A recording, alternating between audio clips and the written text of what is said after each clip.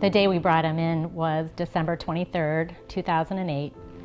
And imagine trying to get a 2-year-old to urinate into a cup, not easy, but there was sugar in his urine. And they immediately followed up with a blood test. And when the doctor left the room, my heart just sank. I knew. He looked me dead in the eye and no, he needs to go to the ER immediately. I told Carrie I've got to step outside for a moment because I was just in sort of a state of shock, and I remember calling my parents and just breaking down. The next 24 to 36 hours was this rush of an education by endocrinologists and the nursing staff and other doctors, and just being bombarded with just an enormous amount of information. We went home the following day. I think we were there one night. It was Christmas, horrible way to spend the holiday, but we made it through it. Shortly after Wyatt's diagnosis, JDRF actually found us through a colleague of David's who heard about Wyatt. Within weeks, we were sitting and having coffee with her and learning about all the resources and people and research that was being done. It was such an enormous comfort to me in a time where there were lots of tears and lots of unknowns. I feel like our experience with Wyatt's diagnosis would have been much different without that support from JDRF. So we have 11-year-old twins, Sasha and Wyatt. They're very different. Wyatt, for example, golf fanatic. Sasha is very creative. As many serious moments as our family has, I think one of the gifts that we have is also keeping our sense of humor, and that comes a lot from the kids. I think the worst part about having diabetes is that you just have to remember all these things and you have to get shots every day. Like when I talk to my friends about it and I told them when I was 2.5, when I was first diagnosed, I didn't have a pump, so I had to get an insulin shot every single time after I ate. It was hard.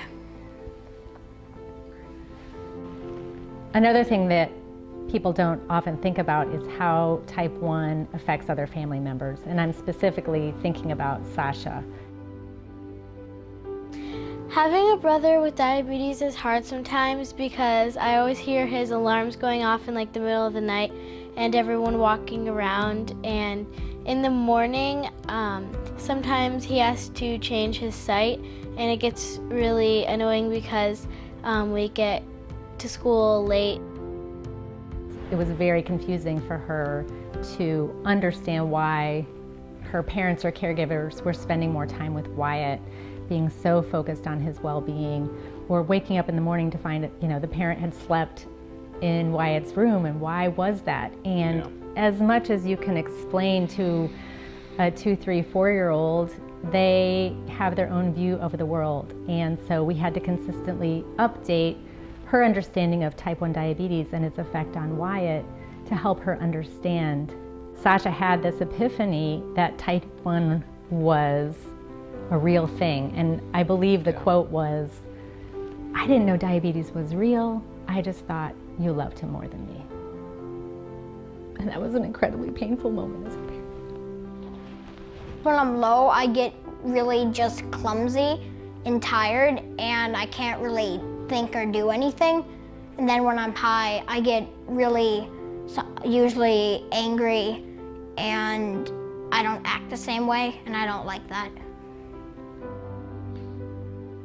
But the nights that I'm on, there are times where I wake up with that fear and I roll over to put my hand on his chest to make sure that he's still breathing. And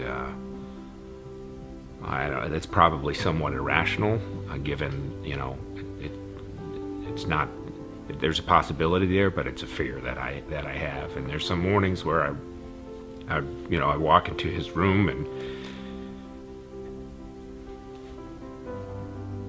I wonder if is he still alive? A lot of people don't understand that. What gives me hope for Wyatt's health is the new Medtronic 670G pump that he has recently started. And For those of you who aren't aware, this is the first device available in the United States that combines a continuous glucose monitor and an insulin pump and lets them communicate with one another. And this has helped to automate some of Wyatt's insulin delivery. And it's been about 2 months since he started the system, and it's definitely been a learning curve, but we are seeing definite improvement in his glucose control. That takes away worry, and it takes away the energy that we expend every day on managing his blood sugar. My hope or dream for people living with diabetes is pretty simple, to find a cure.